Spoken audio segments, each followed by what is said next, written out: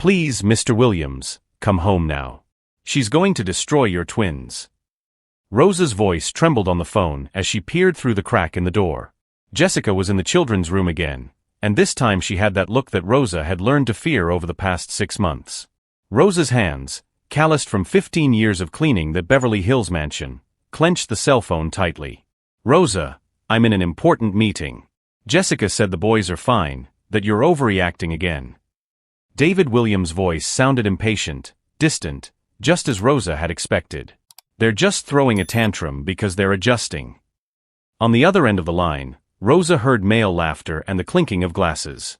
Another one of his whiskey-fueled business meetings while at home. Tommy and Jake, his 7-year-old twins, were suffering at the hands of that woman he insisted on calling the family's salvation. Sir, please, just this once, believe me. Jessica locked Tommy in the dark closet because he spilled juice. Jake has been crying for an hour, and she said that if he doesn't stop, she'll. Rosa stopped, hearing footsteps approaching. Jessica appeared in the kitchen like an elegant shadow, her blonde hair perfectly styled even at 3 in the afternoon. Her blue eyes met Rosa's with a coldness that made the cleaning lady swallow her next words. Rosa, dear, who are you talking to? The tone was sweet as sugar, but Rosa knew the venom behind that voice. 3 months ago, when David Williams brought Jessica home for the first time, Rosa had sensed something strange. The woman smiled too much, talked too much about how much she loved children, hugged the twins with an intensity that didn't seem genuine. But Rosa was just the cleaning lady. Who would believe a 50-year-old black woman over a 35-year-old blonde lawyer? It was my daughter, Ms. Jessica. A family problem. Rosa hung up quickly, her hands shaking not from fear, but from a restrained anger that had been growing every day. Jessica smiled, that smile that didn't reach her eyes. That's good. You know how irritated David gets when employees use the phone for personal matters during work. She moved closer. I hope you didn't say anything inappropriate about our family. Rosa lowered her head, feigning submission. No, ma'am. I would never do that. Good. Now go clean the office. David will be home in 2 hours, and I want everything perfect. As Jessica climbed the stairs, Rosa remained motionless in the kitchen, her fists clenched. She had tried to talk to David dozens of times in recent months. She had shown him the strange bruises on the children's arms, talked about how the boys stopped playing whenever Jessica appeared, and even mentioned the changes in their behavior at school. But Jessica always had an explanation ready. The boys are restless, they get hurt playing. They're going through a period of adjustment. Rosa is being overprotective, it's not healthy for the children. And David, blinded by her charm and the promise of a perfect family after his wife's death, believed every word.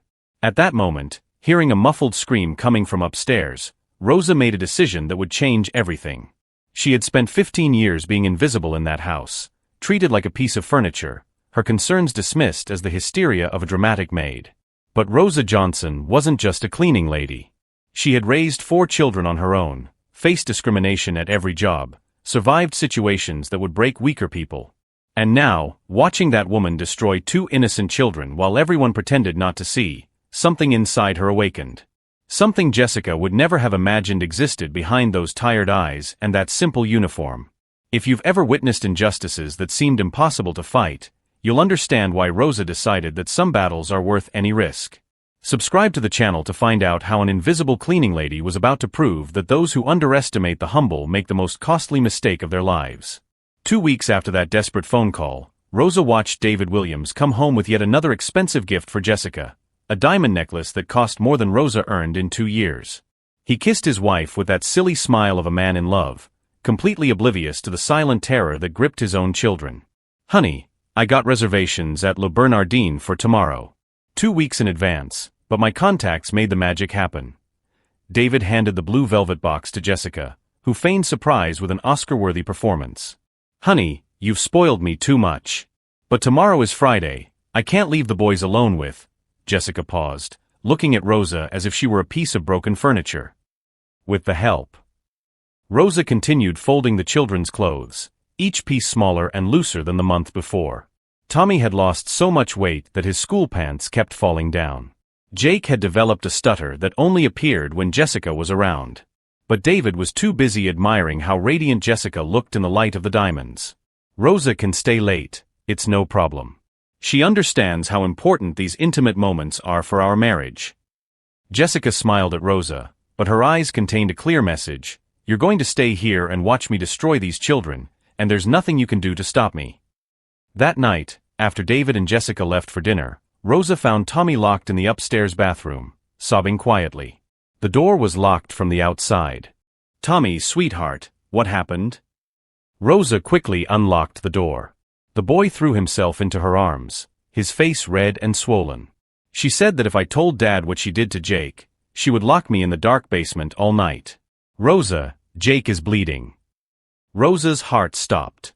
She ran to the twins' room and found Jake lying face down on the bed, his t-shirt lifted to reveal red marks on his back. Jessica had used a hairbrush. "She said boys who wet the bed need to learn to be real men," Jake whispered, turning his tear-swollen face to Rosa. "She said Dad would be disappointed if he knew I still do it sometimes."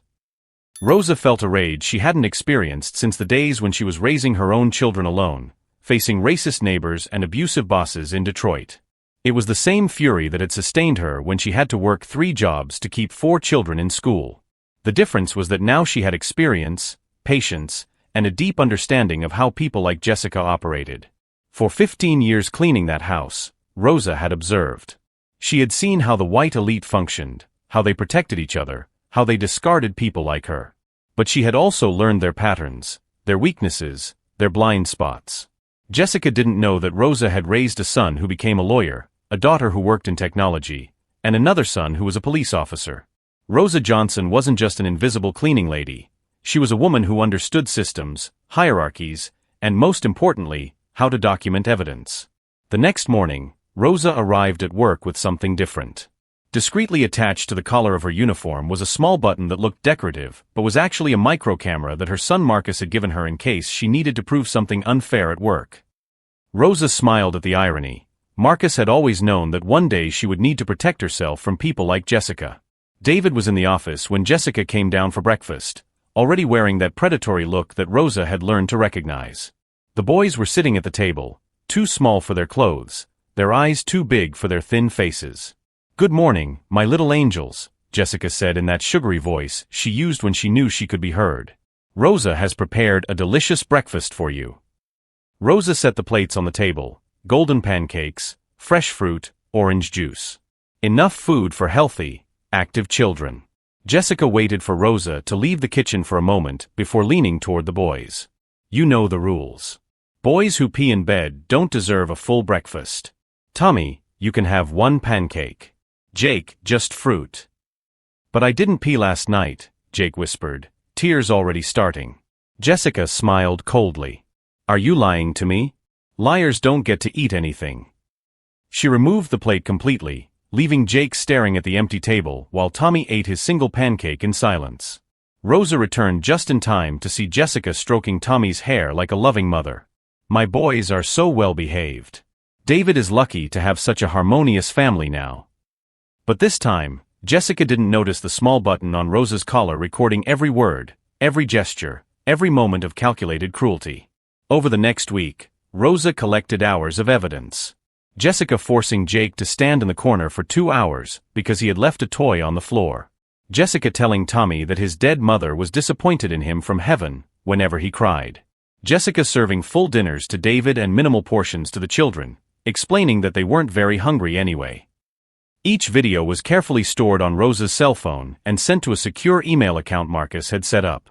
Each file had a date, time, and detailed description. Rosa wasn't just a witness. She was building a case.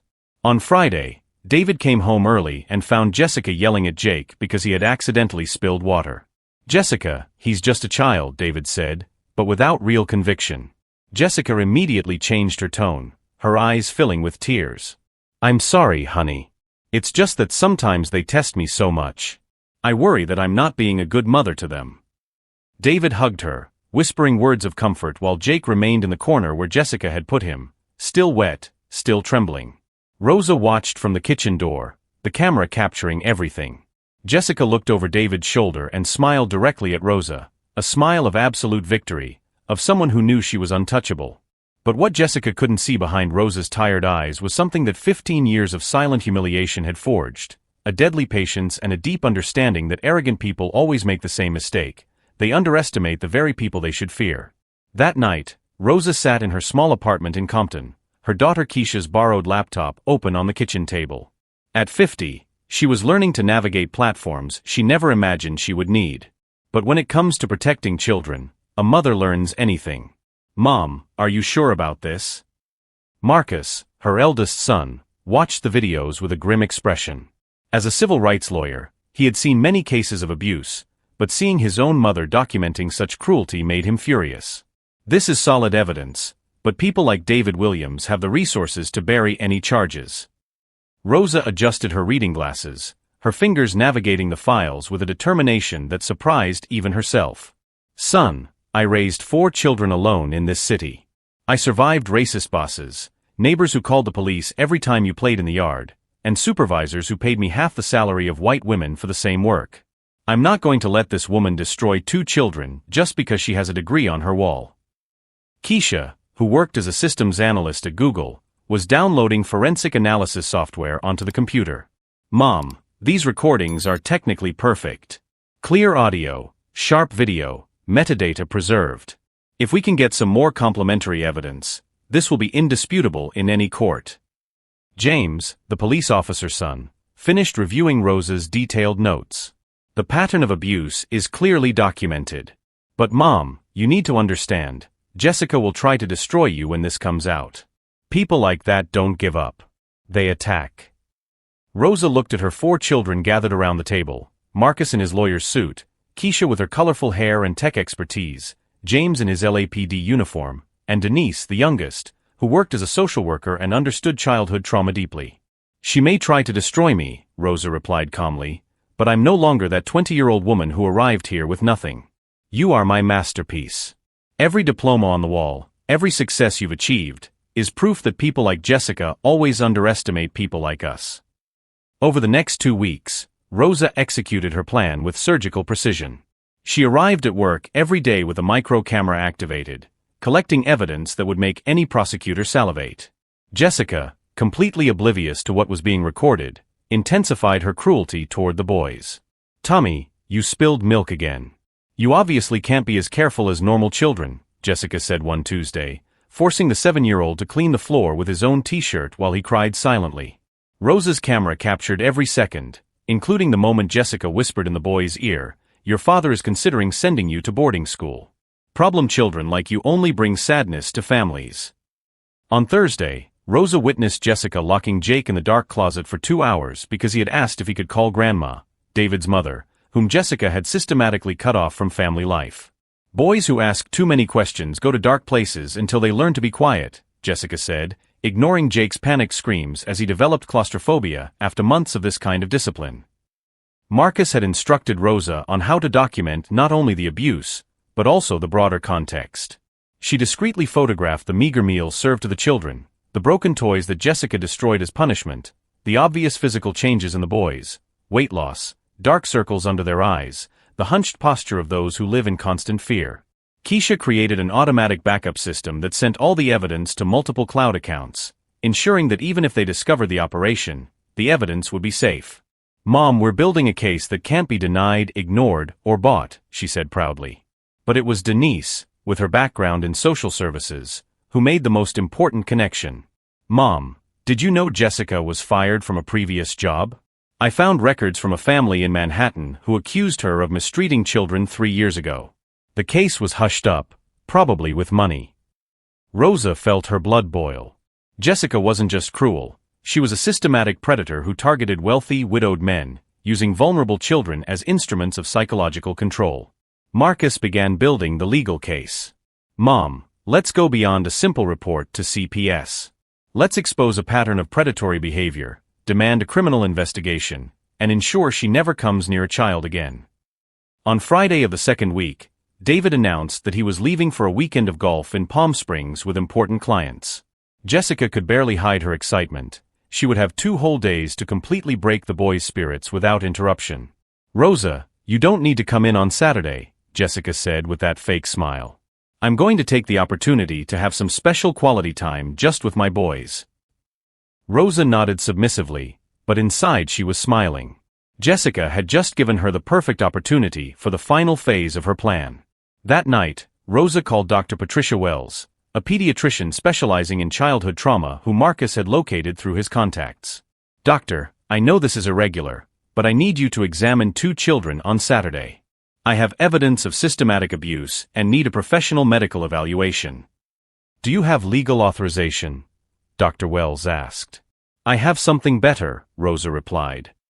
"I have 17 hours of video proving that these children are being tortured by someone who should be protecting them." James used his contacts in the police to check Jessica's background more thoroughly. What he discovered confirmed his suspicions. 3 different families in 3 different states, always the same pattern. A charming woman approaches a wealthy widower with children, marries him quickly, and within months the children develop behavioral problems that she uses to gain more control. "She's a professional sociopath," James concluded. "And our mother is about to end her career once and for all." On Friday night, when David left for his trip, Rosa made a call that would change everything. "Dr. Wells? This is Rosa Johnson. Tomorrow at 10 a.m., come to 1247 Maple Street in Beverly Hills. Bring equipment for a complete examination and legal medical documentation. And doctor, prepare to see things that will break your heart, but that will finally give a voice to 2 children who have been silenced for months." What Jessica didn't know was that this would be her last night sleeping peacefully, believing she was untouchable.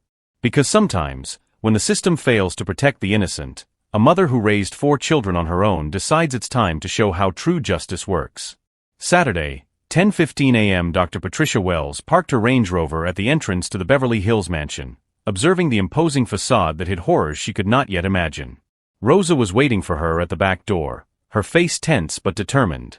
"Doctor, thank you for coming. The children are in their room. Jessica doesn't know you're here." Rosa guided the pediatrician up the service stairs, avoiding the main entrance where Jessica was likely to be. But what they found in the second-floor hallway made Dr. Wells stop abruptly. Muffled screams came from the twins' room, followed by Jessica's angry voice. "You're useless. 2 pests that nobody wants." Rosa discreetly activated the real-time recording on her cell phone. Marcus had set up a system that broadcast directly to the Williams family's social media accounts. What was about to happen would be seen by hundreds of people in real time. Dr. Wells pushed open the door, and the scene she witnessed left her speechless. Tommy was kneeling in the corner, his face red from crying, while Jessica held Jake by the hair, forcing him to look at photos of their dead mother. "Look at her. Your mother died because she was disgusted with you. That's why she crashed the car. She wanted to get away from horrible children like you." Jessica screamed, completely out of control, unaware that she had an audience. "Let that child go now." Dr. Wells burst into the room, her commanding voice echoing off the walls. Jessica spun around like a cornered beast, still holding Jake. "Who are you? How dare you come into my house?" "I'm Dr. Patricia Wells, a pediatrician specializing in childhood trauma, and you, ma'am, are being filmed abusing minors." Dr. Wells pointed to Rosa's cell phone, which was broadcasting everything live. That's when Jessica noticed the little red light flashing. Her eyes widened in pure panic. "You!" She dropped Jake and lunged at Rosa like a fury. "You disgusting woman! You shitty little maid! I'm going to destroy your life!"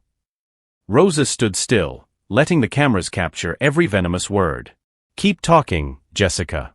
The whole world is watching." The whole world. Jessica looked at the phone again, reality finally sinking into her brain. The live stream already had 847 views and was climbing rapidly. Dr. Wells was already examining the children, documenting every mark, every sign of malnutrition, every evidence of psychological abuse. "Rosa, call emergency services. These children need immediate medical attention." But Jessica wasn't done with her meltdown. "You don't know who I am. I have connections, I have money. I'm going to sue you for trespassing, slander, defamation." "How are you going to sue someone from jail?" Rosa asked calmly, showing her phone screen. 1,247 people watching live. Keisha shared it on her law firm's social media, on LinkedIn, on David's personal Facebook. "Your coworkers are watching you right now." The blood drained from Jessica's face. She lunged for the phone, trying to turn it off, but Rosa had already sent backups to multiple accounts. Too late, honey. You wanted to be seen? Now the whole world is seeing who you really are. At that exact moment, Rosa's phone rang. It was David, his voice panicked. Rosa. My friend John called me saying there's a video of Jessica circulating online. What's going on? Rosa put the phone on speaker so everyone could hear. Mr. Williams, I suggest you come home immediately. Dr. Wells is examining Tommy and Jake. They are malnourished, traumatized, and show clear signs of physical and psychological abuse. Lies. Jessica yelled into the phone. David, don't believe them. It's a conspiracy. But David had hung up. 20 minutes later, his BMW skidded into the driveway. He ran up the stairs 3 at a time, bursting into the bedroom to find Dr. Wells still examining his children. My God, David whispered, seeing Tommy and Jake's true condition for the first time in months. The boys looked like war refugees, thin, frightened, cowering every time Jessica moved. David, thank God you're here. Those women broke into our house, they're lying about me, they manipulated the children. Jessica rushed to hug him, but he pushed her away.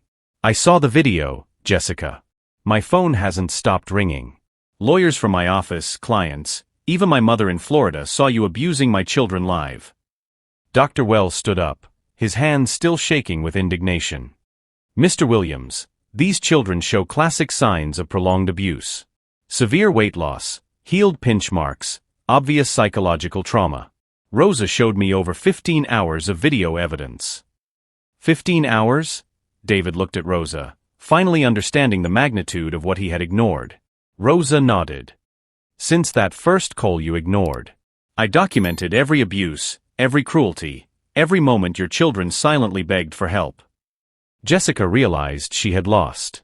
Her mask had fallen completely, broadcast live to thousands of people. Her law firm had probably already seen the images. Her clients. Her high society friends. You destroyed my life, she yelled, her voice breaking. I was respected. I had a career. A reputation. And my children had a right to a childhood free of terror, David replied, his voice icy. Rosa, call the police. I want Jessica arrested for child abuse now. As the sirens approached the mansion, Jessica made one last desperate attempt to maintain some control. David, you can't do this to me. We're married. Think of your reputation. My reputation? David laughed bitterly. My reputation now is that of a father who almost lost his children because he chose to believe a sociopath over a woman who has spent 15 years protecting my family. The police entered, led by James, Rosa's son. The irony was not lost on anyone, Jessica being arrested by the son of the woman she had tried to silence. Jessica Barnes, you are under arrest for child abuse, neglect, and cruelty to minors, James announced, handcuffs glinting in the sunlight streaming through the window. As she was led through the halls of the mansion she once considered her kingdom, Jessica saw Rosa in the kitchen, serving Tommy and Jake a nutritious snack, the first full meal they had eaten in weeks. Rosa looked at her one last time, without anger, without triumph, just with the quiet dignity of someone who always knew the truth would prevail. Outside, reporters were already gathering. The video had gone viral with hashtag Jessica Barnes abuse trending on Twitter. Her law firm issued a statement distancing itself from her. Clients canceled contracts. Friends blocked her numbers. In less than 4 hours, Jessica Barnes went from being a respected lawyer among the Beverly Hills elite to the public face of domestic child abuse. And all because she underestimated a cleaning lady she considered invisible, but who in fact saw everything, documented everything, and knew exactly how to use Jessica's own arrogance against her. 6 months later, Rosa was sitting in the living room of the same mansion, but now as the official house manager, with triple the salary and full benefits. David had insisted on the promotion after realizing she was the only person who had truly protected his family when he failed. Tommy and Jake ran through the garden, their laughter echoing through the house for the first time in almost a year. The weight had returned to their faces, the nightmares had subsided, and they were finally just kids again. Jessica Barnes was serving a 2-year sentence for child abuse. Her license to practice law had been permanently revoked. The viral video had destroyed not only her career but any chance of rebuilding her reputation. She now lived in a modest apartment, working as a call center attendant, completely isolated from the world she once dominated. Dr. Wells visited regularly, impressed by the children's recovery. Rosa, you saved 2 lives. Your courage changed their destiny. David learned to value those who really mattered. You were always family, Rosa. Forgive my blindness. Marcus, now representing other families in similar cases, smiled proudly at the mother who taught him that justice is not a privilege of social class. In Rosa's drawer framed was a photo of the twins smiling, proof that sometimes the most insignificant person in the room is exactly the one who will rewrite the whole story. True revenge is not destroying those who harm you, but protecting those you love and proving that dignity cannot be sold or intimidated. If this story of courage has touched you, subscribe to the channel for more stories that prove that those who fight for justice are never truly alone.